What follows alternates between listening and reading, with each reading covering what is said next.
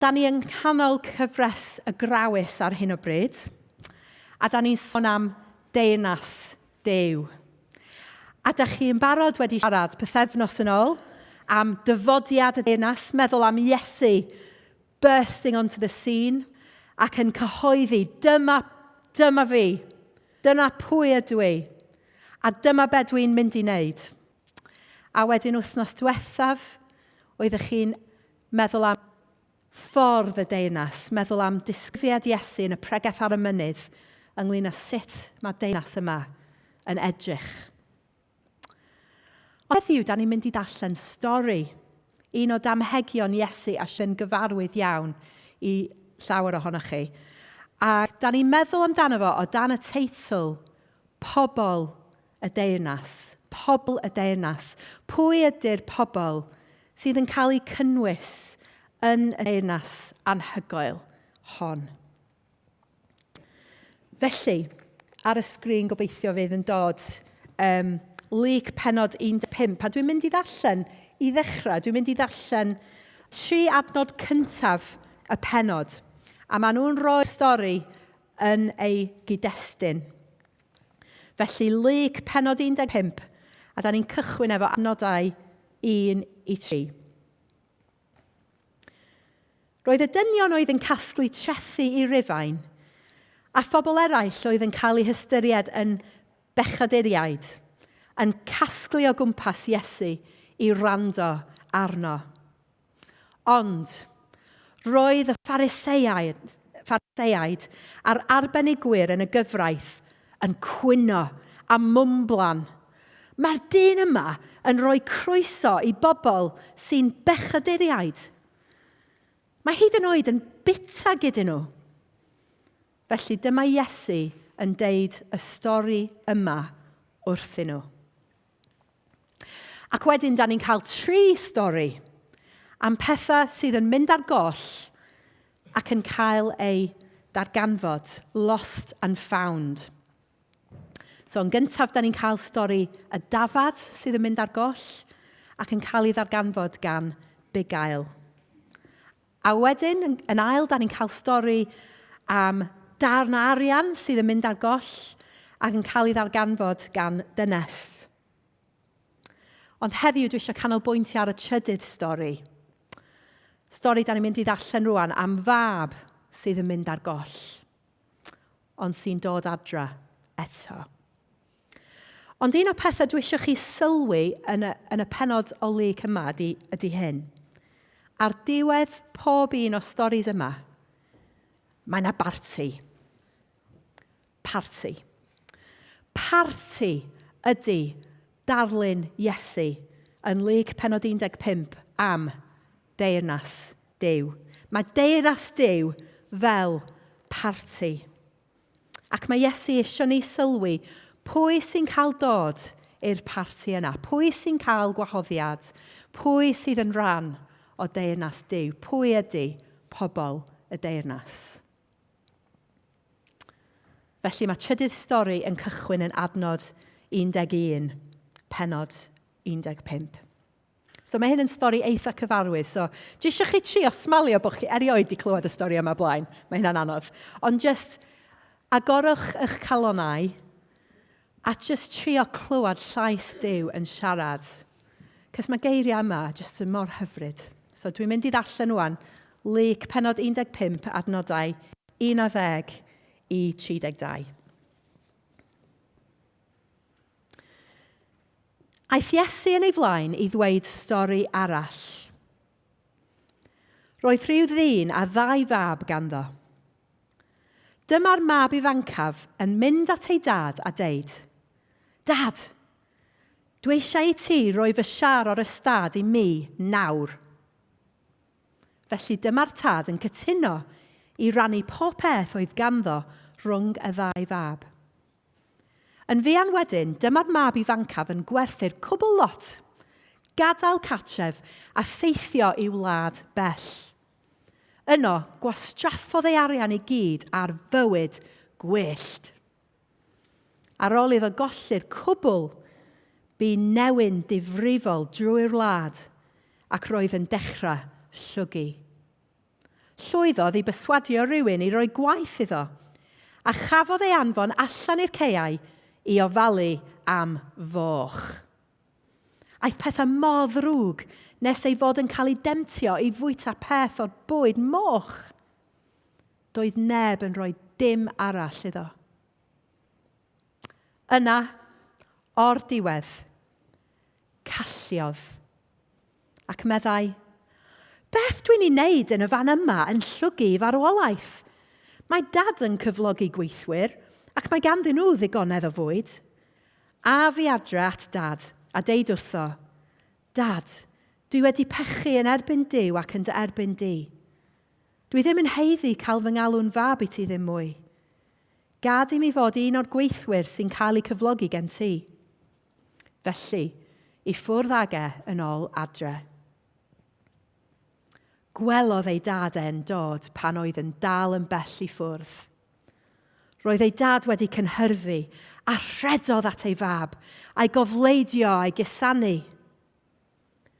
A dyma'r mab yn deud wrtho, Dad, dwi wedi pechu yn erbyn Duw ac yn dy erbyn di. Dwi ddim yn heiddi cael fy ngalw'n fab i ti ddim mwy. Medda tad wrth y gweision, Brysiwch, ewch chi nôl mantell iddo ei gwisgo, yr un orau. Rhowch fodrwy ar ei fus a sandalau ar ei draed. Yna, ewch chi ladd y llo sydd wedi cael ei besgu, i ni gael parti. Roedd fy mab i wedi marw, ond mae wedi dod yn ôl yn fyw. Roedd e ar goll, ond da ni wedi gael yn ôl. Felly dyma'r parti yn dechrau. Tra oedd hyn i gyd yn digwydd, roedd y mab hynaf allan yn gweithio yn y caeau. Wrth ddod yn ôl at y tŷ, roedd yn clywed sŵn cerddoriaeth a dawnsio. Galwodd fachgen ifanc ato a gofyn iddo beth oedd yn digwydd. Mae dy frawd yma, medda hwnnw. Mae dy dad wedi lladd y lloedd wedi besgu i ddathlu ei fod wedi gael yn ôl yn saff. Ond dyma'r mab hynaf yn digio a gwrthod mynd i mewn. Felly dyma'i dad yn dod allan a chreddu arno i fynd i mewn. Ond meddai wrth ei dad, edrych, dwi wedi slafio ar hyd o blynyddoedd yma, heb erioed gwneud unrhyw beth i ti. Ches i erioed fynd gafr gen ti gael parti gyda fy ffrindiau. Ond dyma hwn yn dod adra, y mab yma sydd gen ti, yr un sydd wedi gwastraffu dy arian di i gyd ar byteiniaid. Mae'n rhaid i ti lladd y llo sydd wedi besgu i hwn. Mach gen i, medda'r tad wrtho. Rwyt ti yma bob amser, a ti sydd biau pob peth sydd gen i ar ôl. Ond roedd rhaid i ni ddathlu. Roedd dy frawd wedi marw, ond mae wedi dod yn ôl yn fyw. Roedd e ar goll, ond da ni wedi gael yn ôl.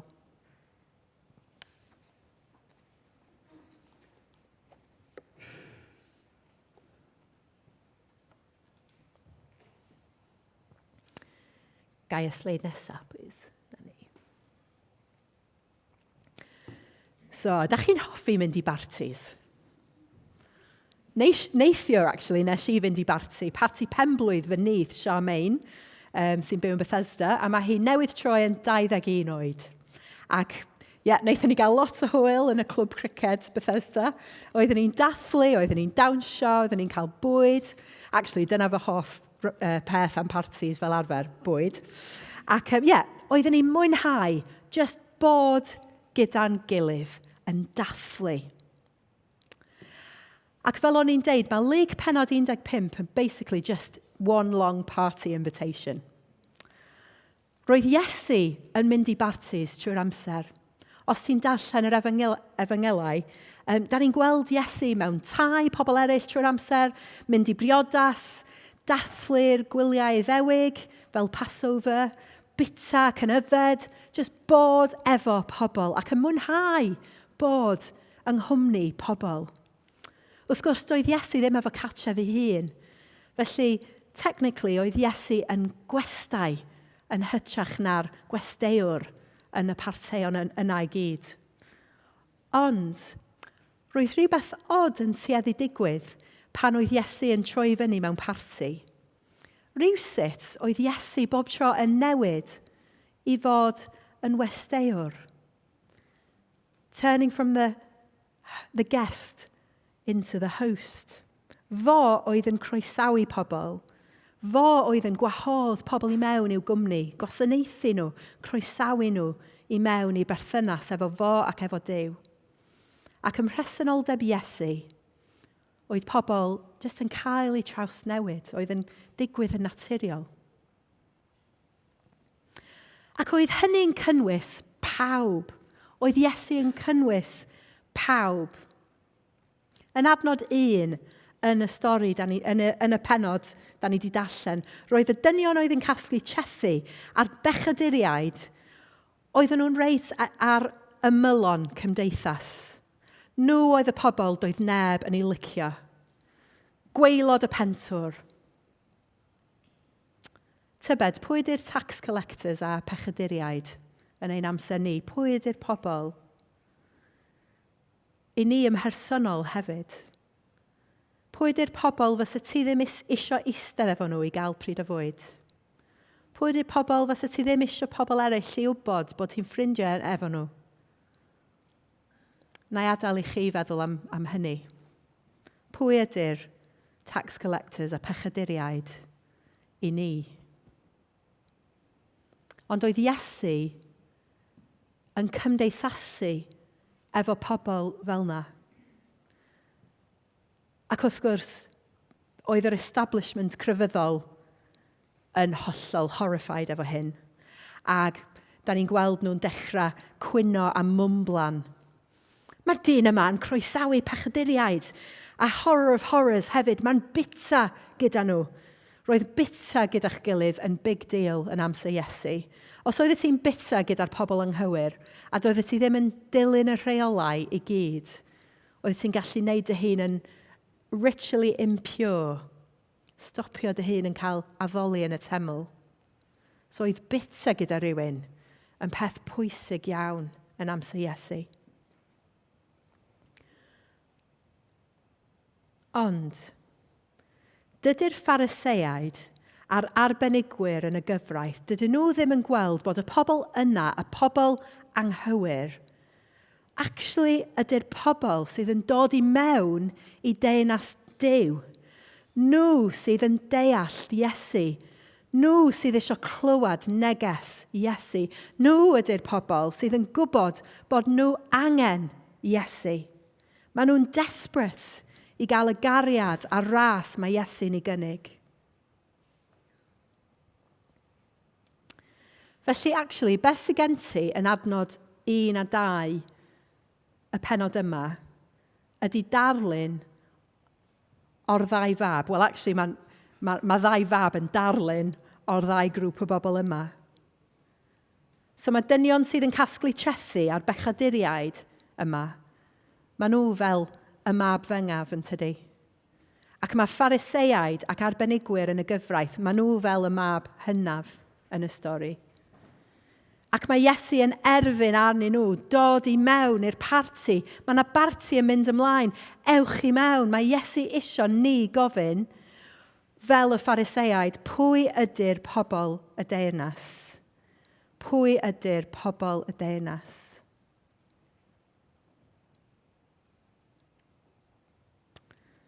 So nawn ni edrych rwan ar y stori, feddwl mwy am y stori yna. Yn gyntaf y brawd iau. Tybed, wyt ti'n gallu uniaethu efo fo? Mae brawd iau, actually, mae'n complete and total rogue. Fysa ei ymddygiad yn shocking iawn i'r pobl oedd yn gwrando i stori Iesu.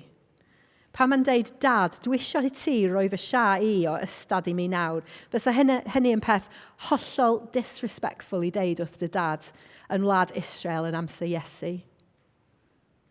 Am un peth, mae o isio gwerthu rhan o'r tiroedd hynafol, the ancestral lands, sydd wedi bod yn y teulu ers cenedlaethau, ac oedden nhw'n ystyried nhw fel rhodd sanctaidd gan Duw. Felly gwerthu y tiroedd yna oedd yn hollol anghywir, peth drwg i wneud. A hefyd mae hyn yn insult enfawr i dy dad. Mae'n fel deud, dwi isio ti farw. Dwi isio ti farw rwan. A mae'n torri'r gorchymyn y gyfraith i anrydeddu dy dad a dy fam. 1 o'r 10 gorchymyn. A wedyn pwy a wyr faint o'r mynion y gyfraith mae'r mab yna yn torri pan mae'n cael y bywyd gwyllt yna. Da ni'n gallu dychmygu. So lle mae'n landio yn y diwedd gyda'r moch, bwyd o'r moch ac yn hiraethu am fwyta'r pigswill.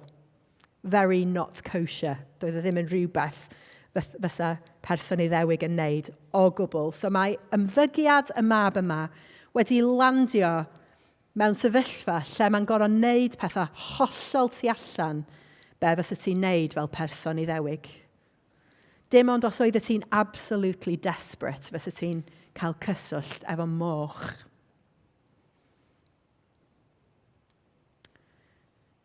Mae'n siŵr bod rhai ohono ni wedi cael amser fel hyn yn ein bywydau ni, pan da ni wedi crwydro oddi wrth ffyrdd Duw. Ac mae ein pechod ni, ein brokenness ni wedi ein harwain ni i lle da ni wedi colli ein urddas a hunan bach. We've lost our dignity and self-respect oherwydd ein ymddygiad, ein pechod ni. Felly, da ni wedi landio mewn lle doeddwn ni byth yn meddwl faswn ni. Dwi'n cofio cyfnod yn y mywyd i pan o'n i yn y prifysgol.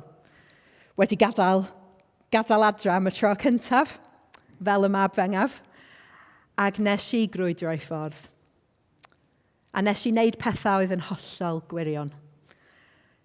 Ac oedd na bwynt lle dwi'n cofio meddwl, sut nes i gyrraedd y pwynt yma? Ro'n i'n meddwl o'n i'n hogan da.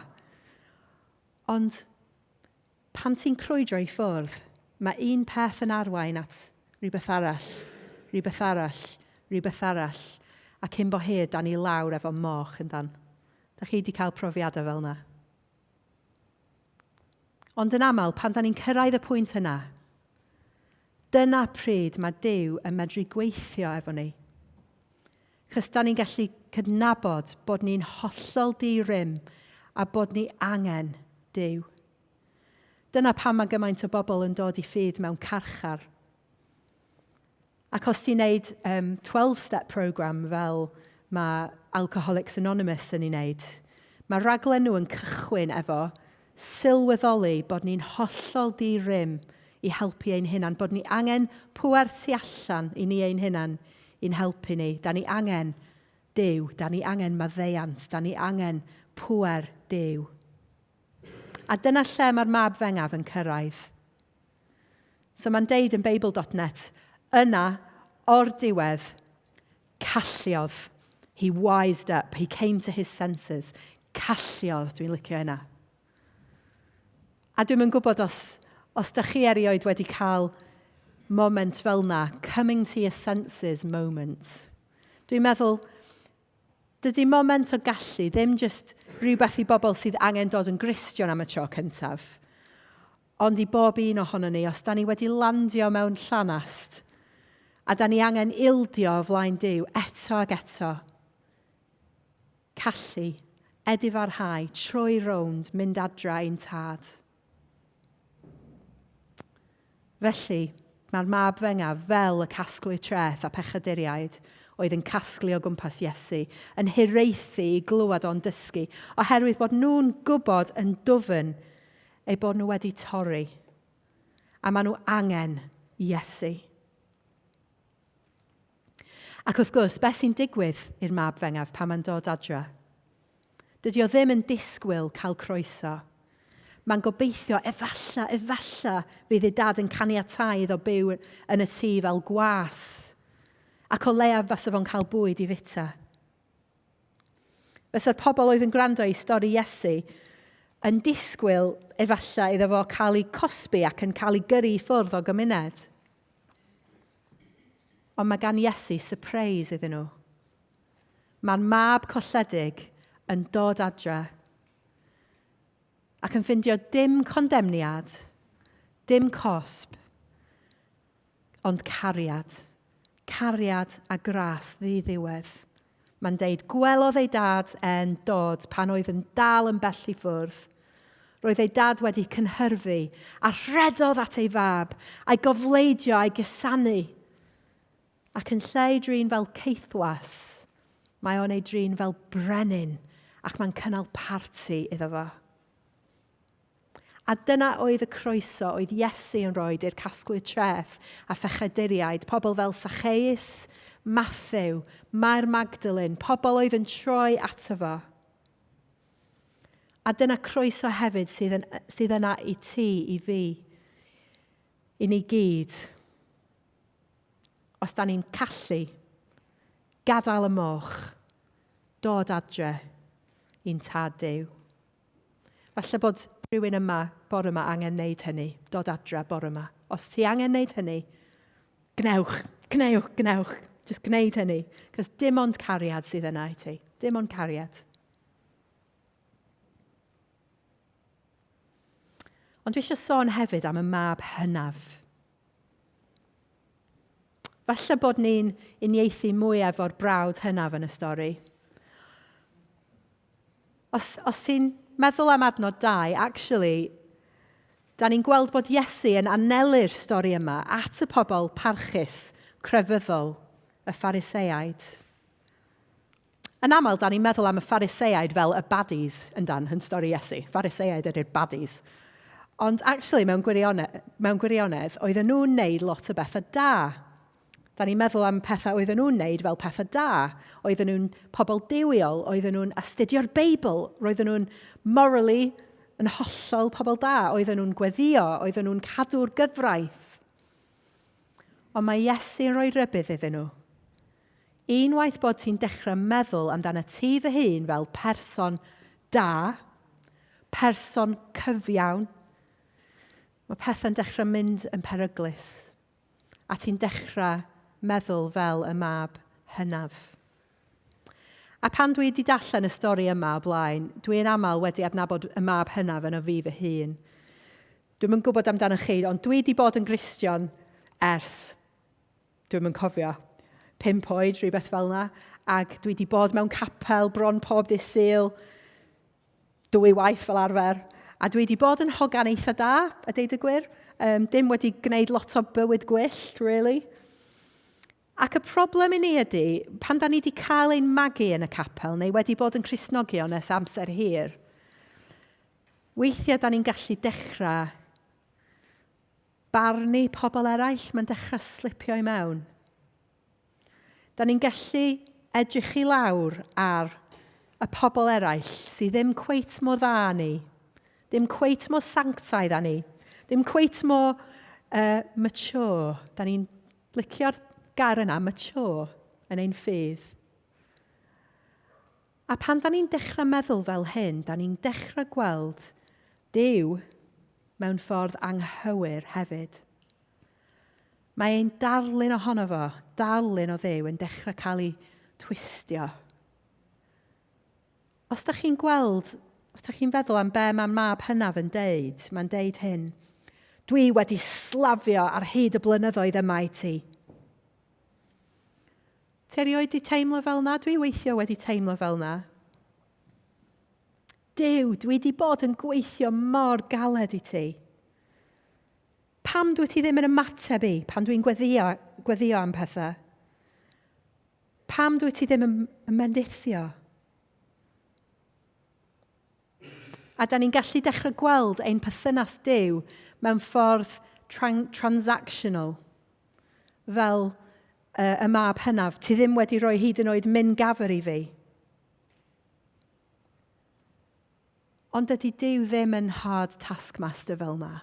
Dydy ein perthynas efo Duw ddim i wneud efo be da ni'n cael allan ohono fo nac di. Mae ein gwaith gyda Duw i fod yn partneriaeth cariadus. Be mae tad yn deud wrth y mab hynaf? Mach gen i, Rwy ti yma pob amser, a ti sy'n biau popeth sy'n gen i. A hefyd mae Iesu yn deud, mae yna barti yn mynd ymlaen. Tyrd a bod yn rhan ohono fo. Mae yna ddigon o llo wedi besgu i fynd o gwmpas ymddiheiriadau os da chi'n vegetarian. Ond mae yna ddigon i fynd o gwmpas. Mae yna ddigon o faddeuant. Mae yna ddigon o ras. Mae yna ddigon o gariad i bob un ohono ni. Mae yna groeso i'r mab hynaf wrth y bwrdd hefyd. Dy barti di ydi o hefyd. Tyrd di mewn. Jyst eisiau ailadrodd y pwynt yma. Mae yna berygl go iawn i ni feibion hynaf, i ni droi ein cefnau ar Duw mewn siom.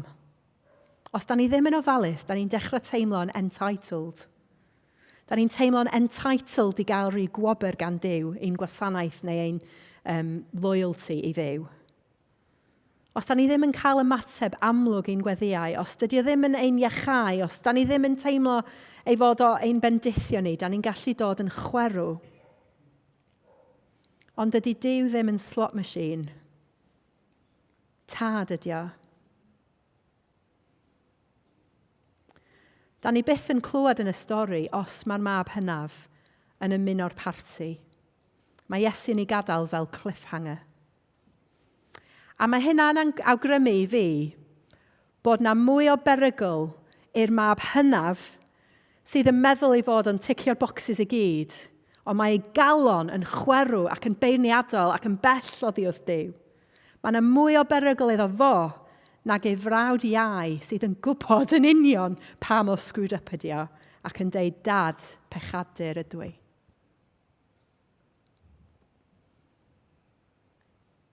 Felly pwy yda ni yn y stori? A pwy ydy Pobl y Deyrnas? Wel, mae yna un cymeriad arall yn y stori, yn does? A mewn gwirionedd, fo ydy'r un ddylwn ni'n anelu ato, y tad. Sut un ydy'r tad?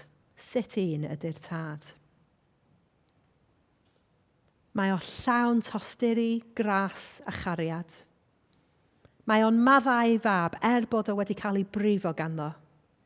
Mae o mor hael. Mae o'n rhedeg i gwrdd â'i fab pan mae o dal ymhell i ffwrdd.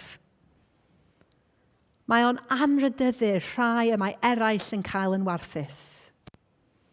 Dydy o ddim yn gorfodi pobl i fyddhau.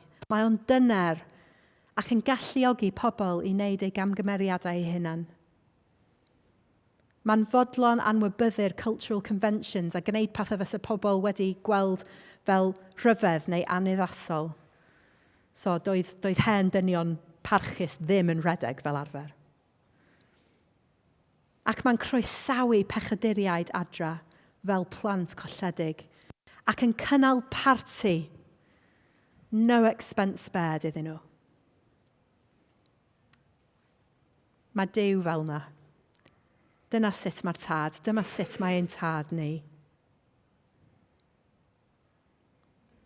Ond ydw i fel yna? Ydw i fel yna?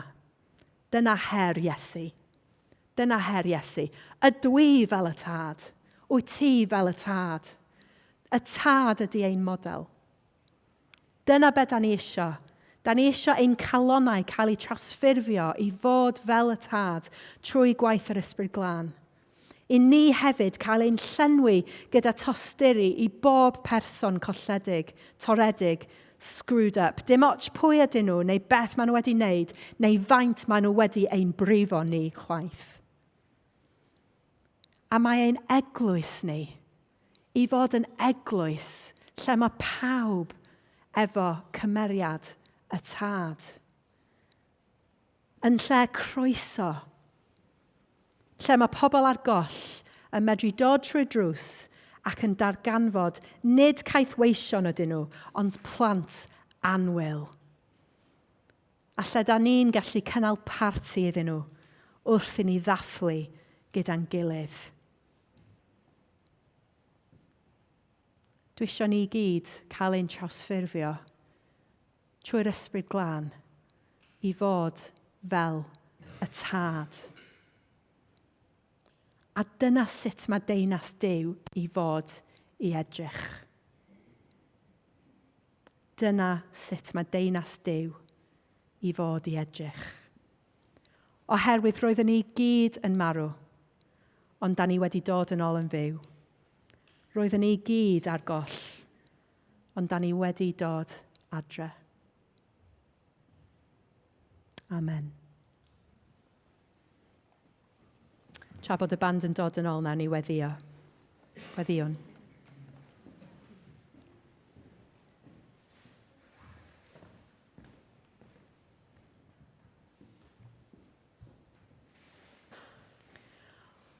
O Dduw, da ni'n diolch i ti am dy gariad, dy ras, dy dosturi dros pob un ohono ni. Oedden ni gyd ar goll, ond ti wedi croesawu ni adre. A da ni mor ddiolchgar.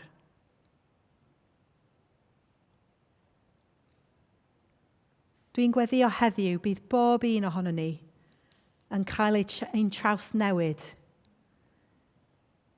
i fod yn fwy fel ti, fel y tad cariadus.